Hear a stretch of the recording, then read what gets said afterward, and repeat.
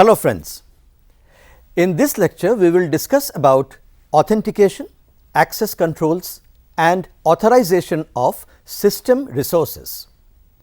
Now, authentication is a process of confirming the legitimacy of an entity, source of a document or both. One can find a vast range of applications that demand authentication security property, starting from telecommunication, e-commerce up to border security. Types of authentication can be seen in the slide. Depending on application, the level of checking the legitimacy varies, that is, from single factor authentication to multi-factor. For example, desktop login uses single factor, for example password, whereas ATM cash withdrawal uses two factors, for example debit card and a PIN.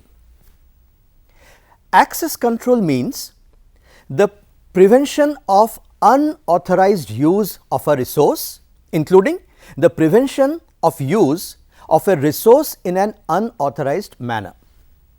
A function to control which active subject have access to which passive object with some specific access operation.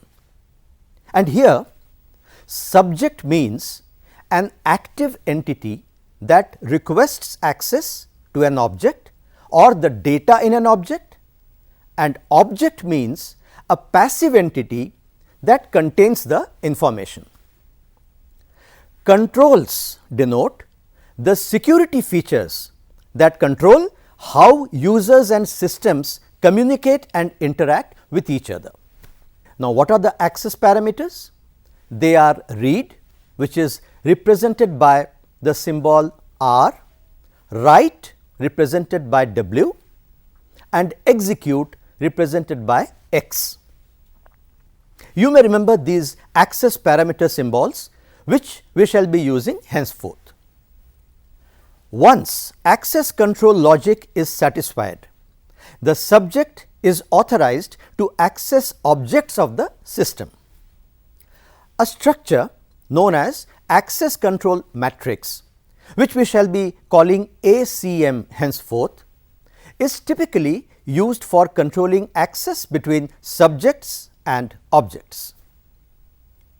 ACM contains all the relevant information on which the authorization decisions can be made. So, let us take a look at this ACM table. It can be seen that Bob has read execute access to system file, read access to accounts data and no access to insurance data.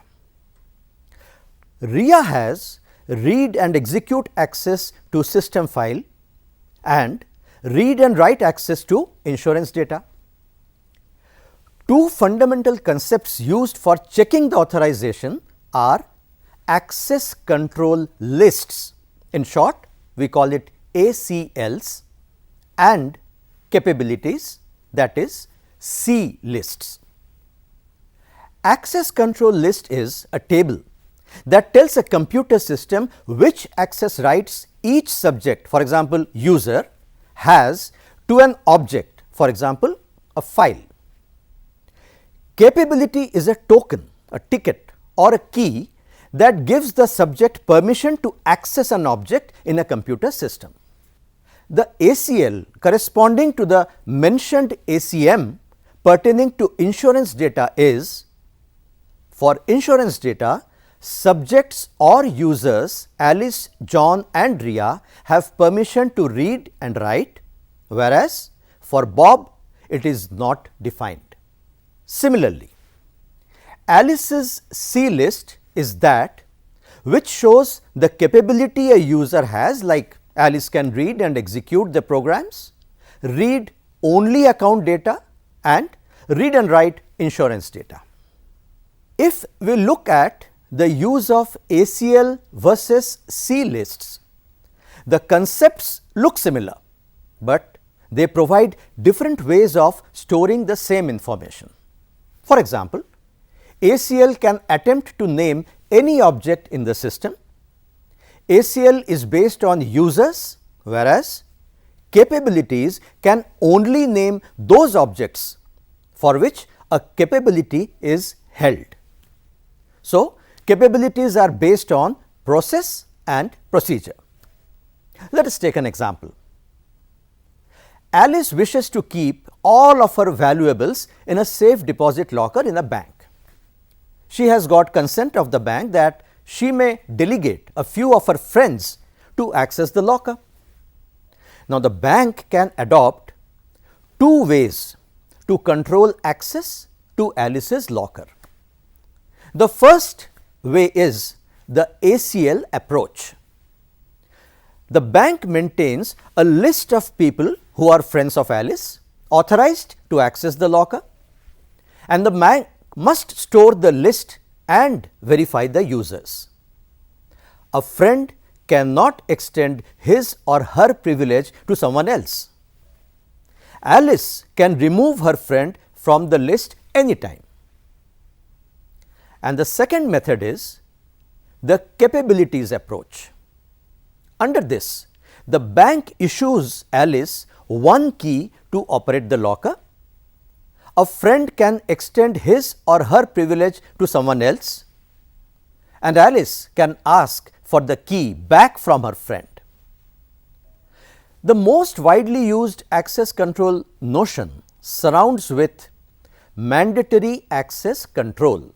In short, we call it MAC, discretionary access control, in short DAC or DAC, and role based access control, that is RBAC, or a combination of all of these. Let us talk about mandatory access control or MAC. This refers to the system mechanism that controls access to an object, and an individual user cannot alter that access. For example, whether write up is allowed or read down is allowed will be decided by MAC. Importantly, if such strict access is relaxed, then what adjustment can be done with respect to the levels of both subject and object, that should be guided by MAC. The other method, that is discretionary access control DAC, refers to individual's access control mechanism that allows or denies access to an object. For example, initially the access to a file was having only read. Later, the owner of the file changed the access to the file as read, write and execute, that is RWX. Further, one can also delegate his or her access rights to another person and can also apply discretionary power for controlling access to system resources. All modern operating systems are governed by both MAC and DAC. Another practical access control model is role based access control or RABC, where a role is defined for individuals and resource sharing or controlling is done with the role. Modern enterprise systems are governed by RBAC. For example, librarian is a role that can be assigned to the designated person who can have all privileges of a librarian to access system resources. What we have seen so far are linked to one part of the system security, specifically system level security. The other part of system security can look at how malicious subjects or objects can cause harm on systems and related operations. The kinds of such system vulnerabilities are buffer overflow, infectious strings, extrusions and similar threats. In this part of the lecture, we will now focus on some basic understanding of network security. It is one of the most important topics in security, as we often use applications relying on internet, mobile communications, etc. Generally speaking, when we think about network security, it brings many things into context, namely channel security, protocol security, attackers' capability, perimeter security, and so on. For instance, when we run application on a web server, the application may take input from users, it may interact with the other server, for example, authentication server or database server. It can use third party services or it can provide services to users. Many applications can be found that follow these working principles such as online shopping, banking, utility service, to name a few.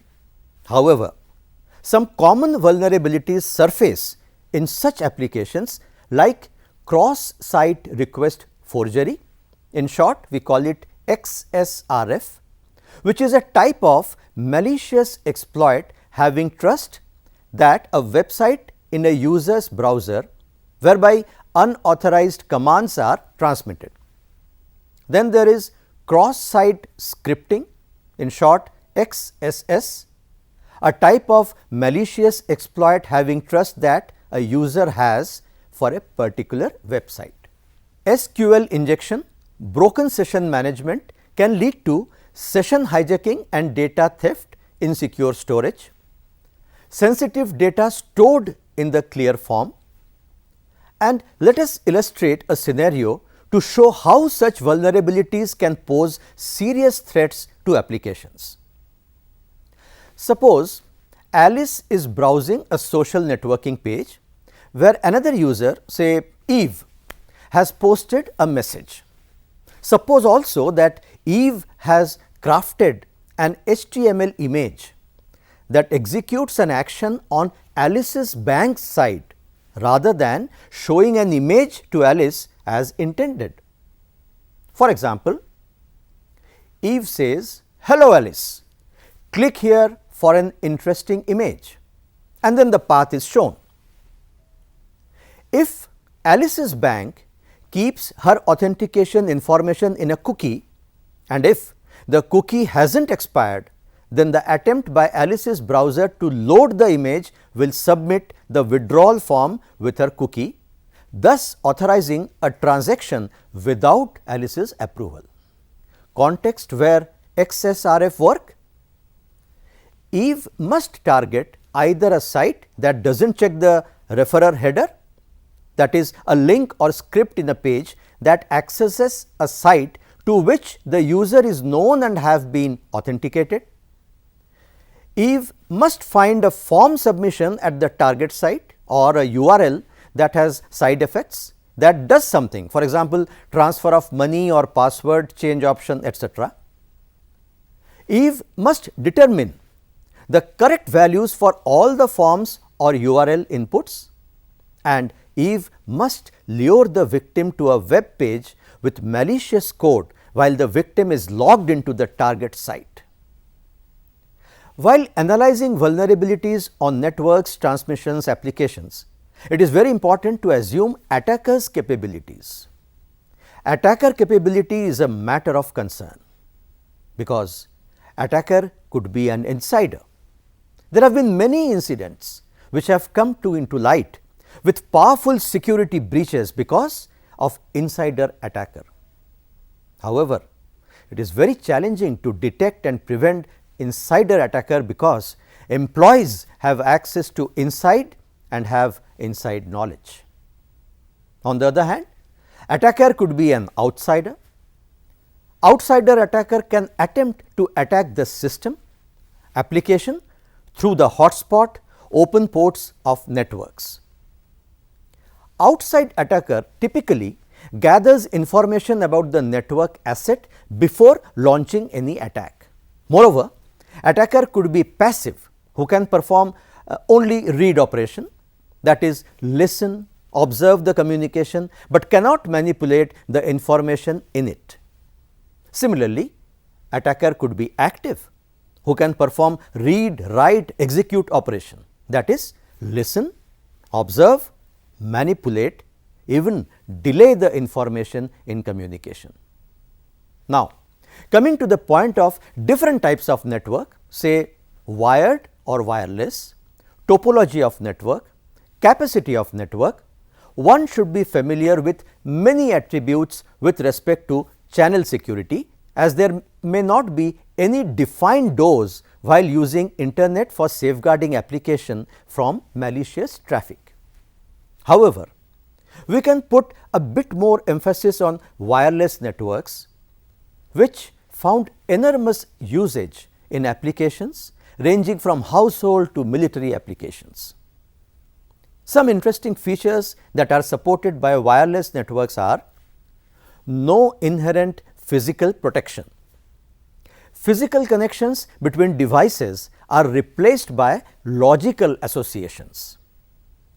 Sending and receiving messages do not need physical access to the network infrastructure. Broadcast communications. Wireless usually means radio, a broadcast. Transmissions can be overheard by anyone within a range, and the concerns here are eavesdropping, injecting bogus messages into the network, replaying previously recorded messages, or denial of service. IEEE 802.11i is the standard specification widely used for security mechanism of wireless networks. Wireless fidelity or Wi-Fi, as we know, consists of three main components as defined now: station, that is client device, for example a laptop that wants to associate to the WLAN or WLAN. The term supplicant is also used interchangeably to refer to the software running on the client that provides credentials to the authenticator. Access point, a network device, for example access point, which authenticates client. Access point is also known as authenticator. Authentication server, this maintains information about users, credentials, and facilitates authentication for authenticator. The access point keeps broadcasting beacon based on its range, by which system equipped with wireless network card can identify the network. A connection request response can decide whether the system is allowed to access the network. The security part comes while gaining access to the network, which may be checked through one of the two widely used protocols: WEP or wired equivalent privacy, authentication, open system and shared key, authorization, MAC address filtering, confidentiality RC4, integrity CRC32. WPA or Wi-Fi protected access, authentication 802.1x, confidentiality TKIP and RSN, integrity MIC. One can classify WEP access control, you can refer to the slide here, with two broad classes: authentication, open and protected, and authorization, MAC address filtering. The protected access control follows a four-way challenge response protocol with shared key based authentication and integrity check. Number 1, client sends authentication request to access point, then access point sends back clear text challenge. Next, client encrypts challenge using shared key, and then access point decrypts and compares the response with the challenge it sent. We should note that WEP suffers from security weakness and should not be advisable for security sensitive applications including e-commerce. One may refer to the paper for knowing more on security weakness in WEP titled Intercepting Mobile Communications, the Insecurity of 802.11. In case of Wi-Fi protected access, that is WPA, which is more secure than WEP, there are two options, WPA and WPA2. WPA is TKIP, cryptographic checksum of message, while WPA2 is RSN/AES hyphen CCMP, and indeed WPA2 performs better than WPA. However, it is important to note that the selection, whether open, WEP, WPA or WPA2, lies on the user who uses the wireless networks. One can get the default setting, but that may not be adequate to handle the application with respect to its intended security goals. So, it is advisable to check the network setting of wireless networks once someone starts using the network and can always reconfigure as per need. With WPA or WPA2, the authentication is strong as it supports port based authentication. The authenticator becomes the intermediary for relaying EAP, that is Extensible Authentication Protocol, received in 802.1x packets to an authentication server by using RADIUS, that is Remote Access Dial-in User Service, to carry the EAP information. Here, RADIUS works with challenge response protocol between authenticator and authentication server. Finally, perimeter security is an important defense for securing enterprise network. The tasks of perimeter security are to filter network traffic as normal and abnormal by firewall and detect intrusions by intrusion detection system. The intrusion detection system or IDS can be host based IDS, which monitors single host activity, specific system based protection, whereas network based IDS monitors network traffic and monitors traffic at selected points on a network. The logical components associated with IDS by which it detects incidents are sensors, which collect data, analyzers, determine if intrusion has occurred, user interface, which manages or directs or views IDS.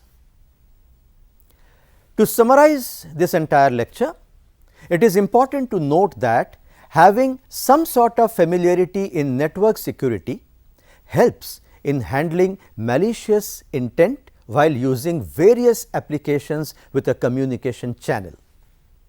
The network security domain involves a lot of security and privacy challenges that one has to handle with care. There are many active research problems pertaining to this domain, which one may take as an exercise for further study in this domain, for example, social networking, cloud security and Internet of Things.